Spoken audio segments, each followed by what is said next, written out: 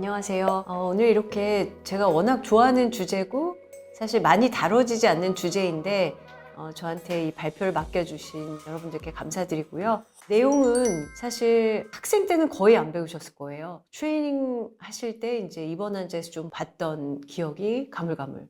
그리고 특정 과에서는 조금 자주 만날 수 있는 그런 컨디션이기도 하면서 사실은 그 와중에 굉장히 어려운 희귀질환이 숨어 있습니다. 그래서 이게 너무 늦게 진단이 되면 환자분들이 참 고생을 많이 하시거든요. 그래서 오늘 이렇게 제가 4개의 증례를 기본으로 해서 여러분들께 저인산혈증이 뭔지, 어떻게 감별 진단을 하는지, 어떻게 치료하는지를 좀 말씀드리고자 합니다. 그래서 저희가 루틴 케미스트리를 쫙 이제 뽑으시면은 칼슘이 제일 위에 있고, 그 다음에 포스페이트가 있는데, 칼슘도 안 보지만 포스페이트 더 안 보고요.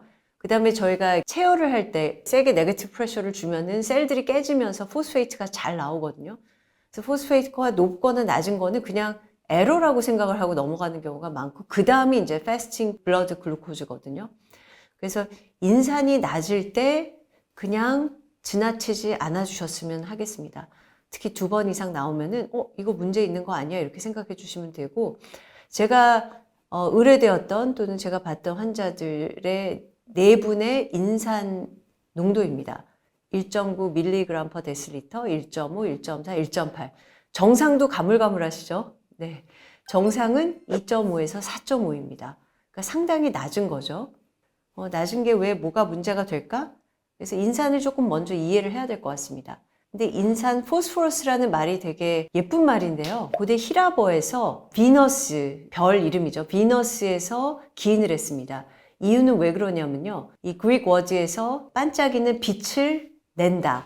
그래서 인산은 이렇게 빛을 낸다고 합니다. 그래서 여기서 이제 그리크어에서 이런 라이트, carrying light 이런 말이 이제 포스포러스로 이렇게 해서 저희가 포스포러스라는 거는 이런 물질을 얘기를 합니다. 이 세상에 너무나 많고요. 우리 몸에도 엄청 많습니다. 그래서 인산은 기본적으로 제일 이제 잘 아시는 거는 하이드록시 아파타이트라고 하죠. 그게 뼈의 그 무기질, 우리가 뼈에 뭐 칼슘이 좋아 이런 얘기를 하는데 칼슘하고 인산의 보고입니다. 우리 몸에서 필요한 칼슘과 인산이 거의 다 뼈에 저장이 돼 있거든요.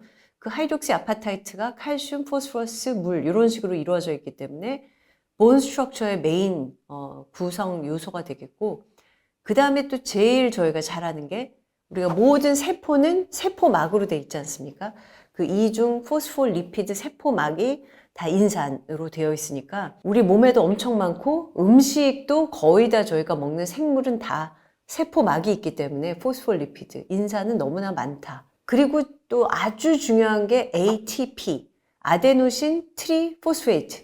그래서 포스페이트가 3개 붙어 있어서 트리포스페이트인데 이거는 우리 모든 몸의 에너지원의 근원이죠. 그러니까 근육을 움직이고 우리가 에너지를 내는데 ATP는 너무 중요한 건 또 잘 아실 겁니다. 거기에도 구성 요소, 또 누클레익 애시드에도 있죠. 그리고 우리가 또 생화학에서 많이 배웠던 우리 몸의 모든 시그널이 갈 때, 시그널 트랜스덕션이 될 때 어떤 단백질의 포스포릴레이션이 되냐, 디포스포릴레이션이 되냐에 따라서 시그널이 더 가기도 하고 안 가기도 하고. 그러니까 우리 몰레큘러 패스웨이, 몸 안에서 일어나는 모든 시그널의 또 중요한 요소고요. 그리고 또 헤모글로빈의 2,3-디포스포글리세롤, 여기서 또 산소가 릴리즈 되는 거기에 또 인산이 붙어 있고, 그리고 우리 몸에서의 이제 이런 폐하 체인지에 또 중요한 버퍼 역할을 하는 PO4 2- 뭐 이런 것들이 또 중요하게 되겠습니다. 그러니까 생각해 보면 너무 많이 들었다.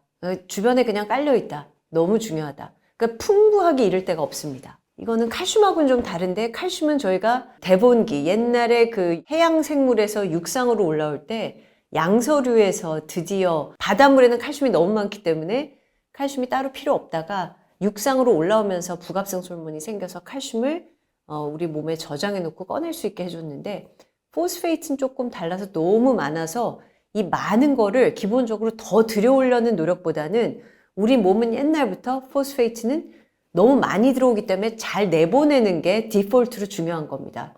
그래서 여기 보시면 사실 어떤 음식이라고 말하기 힘들 정도로 음식에 많은데, 그 음식에서 들어오는 것들을 이제 흡수를 하겠죠. 인테스틴에서 흡수를 하고 이거를 제대로 잘.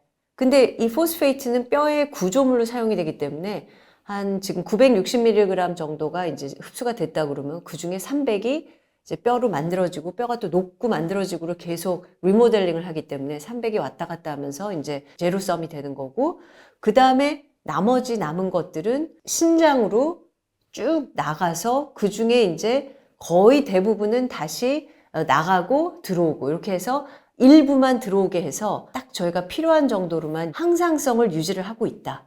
근데 칼슘은 되도록이면 안 나가게 하려고 세팅이 많이 돼 있거든요. 근데 이제 포스페이트는 대부분이 나가고 일부만이 이제 뼈에 쓰고 이제 우리 시그널에 필요하고 이런 정도만 살짝 가지고 이제 일을 한다, 이렇게 보시면 되겠습니다. 그래서 포스페이트가 맞냐 적냐를 혈액 검사를 하실 때는 글루코즈만 그런 게 아니고요. 칼슘, 포스페이트도 다 8시간 공복을 하고 아침에 하셔야 가장 정확하다 볼 수가 있겠습니다. 너무 음식에 많기 때문에 낮은데도 높게 나올 수 있습니다.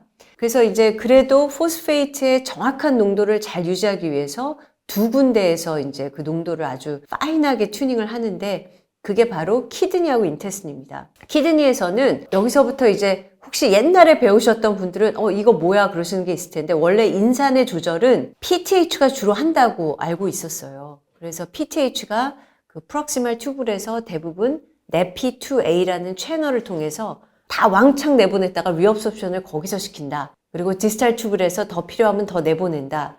그리고 헨리스 룹에서 흡수한다. 이렇게 흡수를 해주는 이런 파트들이 칼슘하고 비슷하게 돼 있었거든요. 근데 사실 PTH는 칼슘 이 리업소션에 주로 기여를 하지, 이 포스페이트가 들어오는 양만큼을 다 설명을 하지 못해서 사실 미스테리였어요. 근데 한 20여 년 전에 요 FGF23, Fibroblast Growth Factor 23이라는 게 밝혀지면서 이 포스페이트의 메인 플레이어는 PTH가 아니라 FGF23이라는 것을 알게 되었습니다. 그래서 이게 가장 마지막에 등재된 호르몬이라고 보시면 되겠습니다.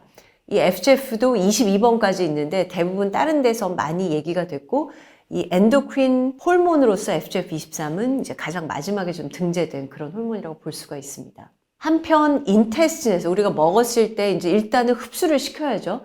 그 흡수시키는 거는 아까 여기 포스페이트 리업소션을 담당해주는 NEPI2A 채널과 대꾸로 해서 NEPI2B라는 이 채널이 있어서 우리가 먹은 것이 이 NEPI2B를 통해서 칼스티롤, 액티브 바이타민 D, 이것도 액티브 바이타민 D도 이제 칼슘의 흡수에 또 중요한데, 이 칼스티롤은 칼슘과 인산의 흡수에 모두 중요하다는 건 이미 알고 있었어요. 근데 칼스티롤도 우리 몸의 호르몬 중에 하나로서 이 NEPI2A 익스프레션을 조절해서 인테스틴에서 포스페이트의 업소션을 또 조절해준다. 그러니까 사실은 키드니하고 인테스틴에서 이 흡수와 재흡수를 잘 조절을 해서 포스페이트가 너무 많거나 적거나 하지 않도록 하는데, 사실은 이 FGF23은 어떤 역할을 하냐면 이 NEPI2A 익스프레션을 감소시킵니다. 그러니까 우리가 너무 인산이 많이 들어왔다 그러면 이 NEPI2A가 리업섭션 채널이니까 얘를 익스프레션 줄여버리면 포스페이트가 못 들어오고 나가는 거죠. 그러니까 항상 많은 걸 대비해서 많을 때 나와서 억제해주는 그런 역할을 하는 겁니다. 그러니까 아까 디폴트로 너무 많이 들어오니까 내보내는 쪽으로 보통은 활동을 한다. 근데 이게 이제 딱 적절하게 뭐 많이 들어오면은 탁 막아주고 적게 들어오면은 자기가 낮아져서 여기서 리업소션이 잘 되게 하는, 그러니까 평상시에 호메오스테이시스는 아주 완벽하게 되고 있죠. 여기 보시면 인산은 그래서 주로 예전에는 이제 액티브 바이타민 D의 이제 인테스티널 업소프션, 그다음 PTH에서의 리업소프션, 요거에 의해서 된다고 했는데 이 리업소프션 정도가 모자라. 이거 가지고는 조정이 된다고 보기가 어려워서 참 그 미싱 퍼즐이 있었는데, 요 리업소프션을 더 타이트하게 조절해주는 애가 바로 이제 FGF23이라고 이렇게 말씀을 드렸습니다. 근데 이 FGF23이 정말 재밌는 게, 그 간에 이제 연구가 많이 돼서 FGF23이 그럼 어디서 나오냐? 이게 바로 뼈에서 나옵니다. 뼈 중에서도 오스티오블라스트, 오스티오사이트에서 주로 나오는데 너무 놀라운 거죠. 왜냐하면 사실 뼈가 가장 칼슘과 인산에 예민할 애들이기도 하고, 그래서 이 FGF23이 이 뼈에서 나온다는 사실을 저희가 알게 되었습니다. 근데 아직도 미싱 퍼즐은 또 뭐냐? 칼슘은 칼슘 센싱 리셉터가 있어서, 칼슘은 호르몬도 아닌데 자기 리셉터가 있어요.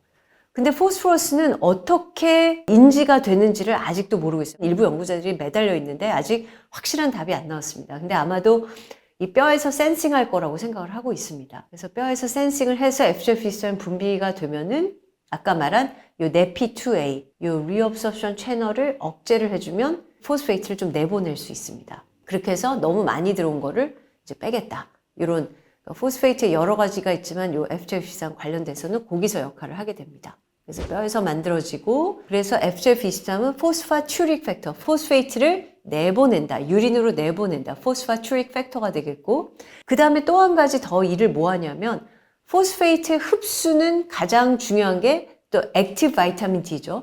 근데 칼시트리올이라는 액티브 바이타민 D가 칼시트리올의 이제 화학명이 125 다이하이드록시 바이타민 D3가 될 텐데, 얘네가 프록시멀 리날 튜블에서 만들어지거든요. 그 만들어지는 엔자임이 1알파 하이드록실레이즈라는 이 CYP27B1 쥔의 프로테인입니다. 그런데 얘네 액티브 바이타민 D가 많아지면 어떻게 돼요? 포스페이트를 인테스는 많이 흡수하잖아요. 그러니까 이 FGF23이 동시에 무슨 역할을 하냐? 이 1알파 하이드록실레이즈를 또 억제를 합니다. 여기 빨간색 보이시죠? 요 PTH도 억제를 하지만 FGF23도 여기서 억제를 하죠. 이렇게 여기를 억제해서 또 액티브 바이타민 D가 많아져서 인테스틴에서 업소프션조차도 줄여준다. 그러니까 포스페이트가 많으면 키드니 자체의 리업소프션을 줄이고, 그 다음에 인테스틴에서 업소프션을 칼시트리올의 업소프션을 줄이고, 그래서 좀 덜 들어오고 많이 나가게끔 해서 조정을 한다. 이렇게 보시면 되겠습니다. 그래서 칼시트리올의 카운터 레귤러터리 호르몬이다. 근데 이 FGF23의 리셉터는 또 좀 희한해서 보통 FGF1, 2, 3, 4 이게 다 자기 리셉터가 있거든요. 근데 FGF23는 리셉터가 없고 FGF 리셉터 1과 또 키드니 쪽에서 분비되는 클로스터가 합쳐져서 변형이 되면 FGF23을 인식할 수 있는 리셉터가 하나 조립이 됩니다. 그래서 이렇게, 이것도 조금 독특한 점이라고 볼 수가 있습니다. 자, 그래서 인산을 조금 아마 예전에 잘 배우지 않으셨을 거기 때문에 지난 20년간 이런 기본적인 변화가 있었고, 근데 사실은 그래서 인산이 많아지는 병은 별로 다루지 않습니다, 저희가. 인산이 많아지는 병은 언제 있죠? 알고 계십니다. 특히 네프롤로지 하시는 선생님들은 ESRD 환자는 포스페이트의 익스크리션 자체가 안 되기 때문에 포스페이트가 높죠. 그래서 포스페이트가 높기 때문에 아요나이즈 칼슘을 이렇게 결합을 해서 칼슘은 낮아지고 포스페이트는 높아서 하이퍼포스파테미아는 저희가 정말 많이 봅니다. 근데 투석 환자에서 보죠. 그 외에는 거의 없습니다. 대부분 잘 내보내기 때문에. 또는 아까 그 체열 검사할 때 비너스 드레이니지를 할 때 이렇게 샘플링 할 때 네거티브 프레셔를 너무 주면은 셀이 깨지면서 포타슘이 올라가고 포스페이트가 올라갈 수 있는 랩 에러도 있습니다. 그래서 하이퍼포스파테미아는 키드니 펑션이 나쁘지 않으면 별거 아니라고 생각을 하는 경우가 조금 많으시고요. 그 다음에 진짜 문제가 되는 건 이 포스페이트가 떨어지는 바로 오늘의 주제, 저인산 혈증입니다. 그래서 인산이 낮은 거는 아까 2.5에서 4.5가 정상이니까 2.5 이하는 다 저인산 혈증입니다. 2에서 2.5, 그 다음에 1에서 2는 moderate, 1 밑에면 이거는 응급입니다. 왜? 호흡이 잘 안 됩니다. 호흡 근육이 다 이게 ATP를 쓰잖아요. 그러니까 호흡 근육이 안 돼서 호흡 마비가 올 수 있어서 조심하셔야 되고, 그래서 외래에서는 보기 힘듭니다. 그런데 입원한 환자에서는 꽤 많이 봐요. 왜냐하면 이런 시비어한 뭐 sepsis 뭐 이런 멀티오간 페일리어 이럴 땐 많이 보거든요. 그래서 사실 전공의들은 많이 봅니다. 그래서 그냥 인산 주사로 주고 마라 뭐 이렇게 할 때가 많은데, 제가 오늘 드리고 싶은 말씀은 입원 환자가 아닌 아웃페이션트에서 봤을 때 조심해야 된다. 이 말씀을 드리고 싶습니다. 그래서 저인산혈증은 아까 ATP가 떨어지기 때문에 일단 머리가 안 돌아갑니다. 그래서 엔세팔로패티처럼 오고요. 그러니까 메타볼릭 엔세팔로패티, 그 다음에 마이오패티, 이게 아주 두드러지거든요. 프록시말 마이오패티는 뭐죠? 여기 윗팔과 허벅지를 못 쓰기 때문에 계단을 오르고 내리는 게 안 되고 뒤뚱거리고, 그 다음에 머리 올려서 머리 감는 거 이런 게 안 되는 겁니다.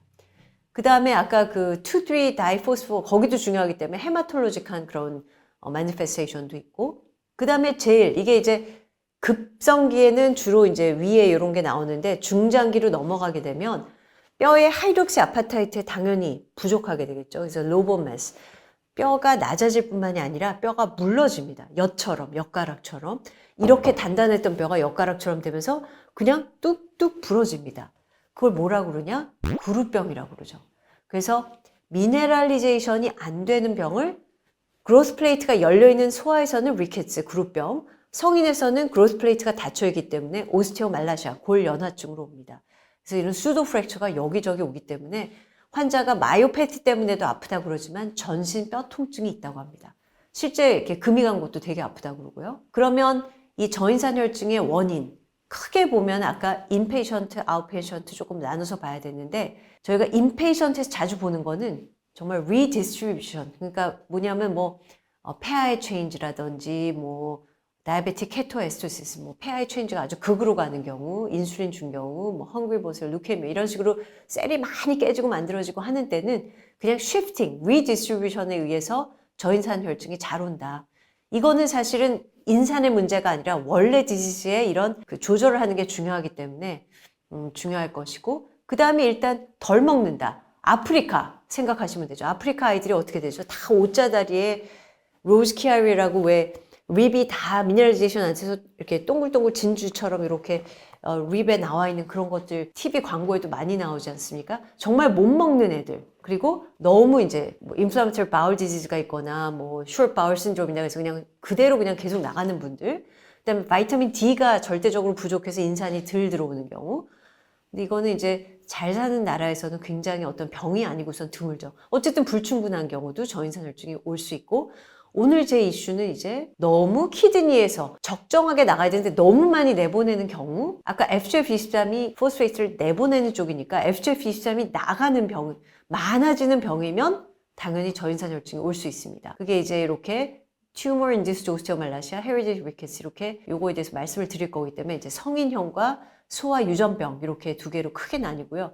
그 외에 네프롤로지에서 보는 하다못해 다이어리틱스를 잘못 쓴다거나 프록시멀 튜뷸러 디지즈의 팡코니 신드롬 같은 게 오면은 이제 이런 FGF23은 뭐 많고 적고의 문제가 아닌데 키드니 디스펑션으로 프록시멀 레널 튜뷸러 디지즈가 되면은 포스페이트가 원래는 잘 리업섭션이 돼야 되는데 그냥 나감으로써 되는 거. 그 다음에 하이퍼 파라다이로이디즘도 이제 PTH가 너무 많아졌을 때 그렇게 될 수가 있겠죠. 그러니까 키드니로 많이 나가는 거는 크게 두 가지를 나눠야 됩니다.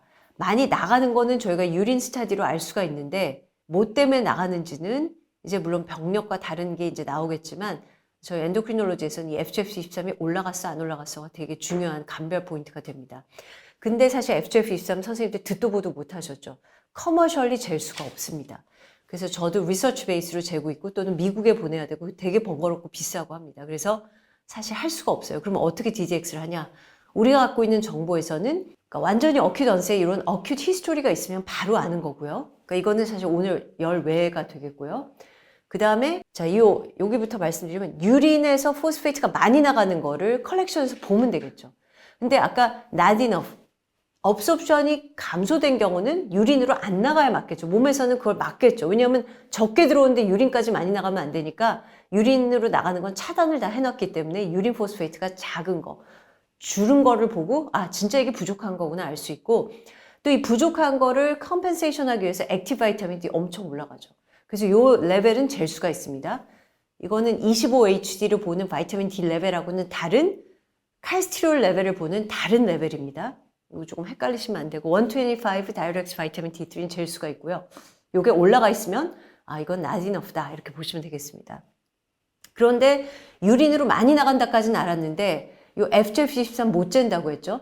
근데 FGF23이 액티브 바이타민 D의 카운터 레귤레이터 호르몬이니까 여기서 이걸 이용하면 됩니다. FGF23이 올라가서 된 경우는 액티브 바이타민 D가 낮아져 있겠죠. 그래서 노란색으로 제가 같이 표시했고, FGF23과는 별도로 키드니 문제면은 얘네들은 컴펜세이션 하기 위해서 또 올라가 있을 겁니다. 물론 또 키드니 디지즈 때문에 내려갈 수 있기 때문에 이건 조금 헷갈릴 수는 있지만, 그래서 절대적이지는 않지만 약간 저희가 현재 할 수 있는 랩에서 할 수 있는 힌트 중에 하나다. 그리고 얘네들은 그렇게 급성기로 오기보다는 중장기로 좀 천천히 그래줄리 오는 경우가 많습니다. 예, 그래서 레날 포스페이트 웨이스팅을 어떻게 계산하냐? 그냥 포스페이트를 유린에서만 재면 안 됩니다. 24시간 유린을 모으시거나 아니면 랜덤 유린 포스포러스와 포스페이트와 크레아틴을 해서 이렇게 계산을 하셔야 됩니다.